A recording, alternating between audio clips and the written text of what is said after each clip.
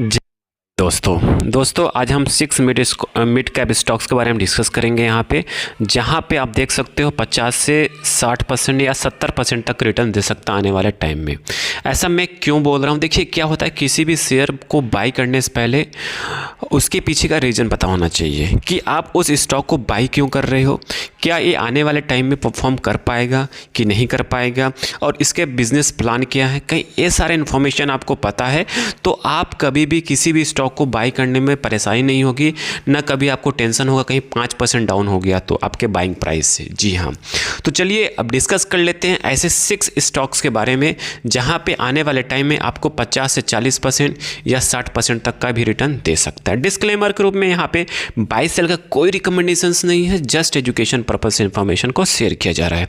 तो यहाँ पे देखिए बाई करने का रीजन हमने जो बताया है आपको, हाई ग्रोथ पोटेंशियल। जी हाँ, हाई ग्रोथ पोटेंशियल है उस स्टॉक्स में, मोर वोलेटाइल है then larger cap, analyst target based upside है। देखिए यहाँ पे जो मैं बता रहा हूँ, जो यहाँ पर टारगेट सेट किया गया वो मेरा टारगेट नहीं है, यहाँ पे टारगेट एनालिस्ट ने सेट किया है। जी हाँ, ब्रोकर ने सेट किया है। तो चलिए इन्फॉर्मेशन को जान लेते हैं, ऐसा कौन सा स्टॉक है जहाँ पे एनालिस्ट और ब्रोकर ने बाई की रेटिंग दी है, वो भी 85% तक का। जी हाँ, पहला शेयर निकल के आता है कल्याण ज्वेलर्स। जी हाँ, कल्याण ज्वेलर्स में पोटेंशियल अपसाइड है 85% का, और स्ट्रॉन्ग बाई कंसर्न है, और रिटेल एक्सपेंशन और डिमांड बूस्ट है।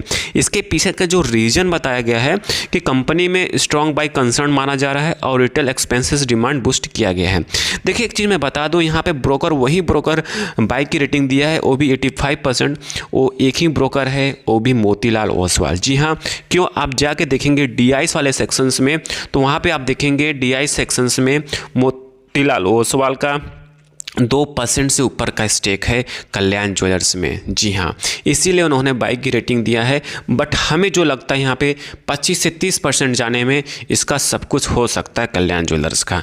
फिर वहीं बात करते हैं गोदरेज प्रॉपर्टी की बात करें तो गोदरेज प्रॉपर्टी में अप साइड का जो मोमेंटम रखा गया है 65%। उसके पीछे का जो रीजन बताया गया है, strong real estate pipeline, brand trusted advantage. जी हाँ, ये मैं मान सकता कि गोदरेज प्रॉपर्टी 50 से 60% जा सकता है, इसलिए क्योंकि गोदरेज प्रॉपर्टी का जब भी फ्लैट इशूज़, जब भी फ्लैट बनता है और अनाउंसमेंट होता है, वैसे बुकिंग खत्म हो जाता है विदिन अ डेज में। ठीक है, और गोदरेज प्रॉपर्टी का जो क्वालिटीज़ होता है वो ज़बरदस्त होता है, वो आपको भी पता है। कहीं आप गोदरेज प्रॉपर्टी का आप फ्लैटों में रहते हैं या गोदरेज की प्रॉपर्टी का आपके पास आपने ले रखा होगा, क्या प्रॉपर्टीज़ या फ्लैट्स। ठीक है, फिर बात करते हैं वहीं ट्यूब इन्वेस्टमेंट की बात करें तो ट्यूब इन्वेस्टमेंट का आप जाके देखिए चार्ट में बहुत ज़बरदस्त देखने को मिल रहा है, और पोटेंशियल अपसाइड इसका भी मुझे सही लगता है, कोई दिक्कत नहीं है। अपने टाइम का दिग्गज शेयर है और इसने अच्छा इन्वेस्टमेंट दिया है, अच्छा लोगों को पैसा कमा के दिया है।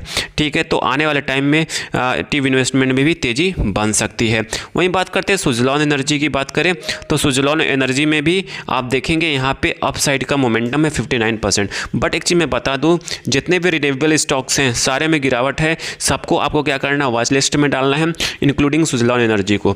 जब रिन्यूएबल एनर्जी में मोमेंटम बने तभी एंटर करेंगे, तभी आपका पैसा बनेगा।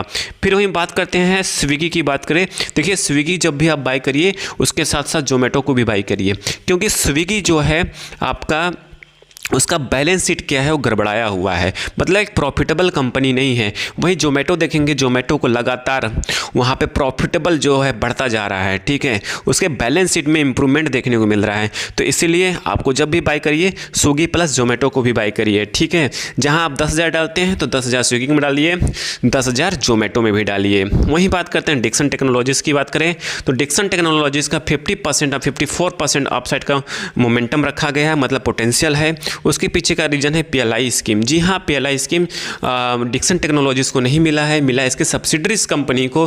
ठीक है, उसके वजह से आने वाले टाइम में डिक्सन टेक्नोलॉजीज़ में तेज़ी बन सकती है। इंपॉर्टेंट नोट्स में आपको अब बता दूं, यहाँ पे कोई भी बाय सेल का रिकमेंडेशंस नहीं है, जस्ट एजुकेशन पर्पस इन्फॉर्मेशन को शेयर किया जा रहा है। Thank you for watching this video.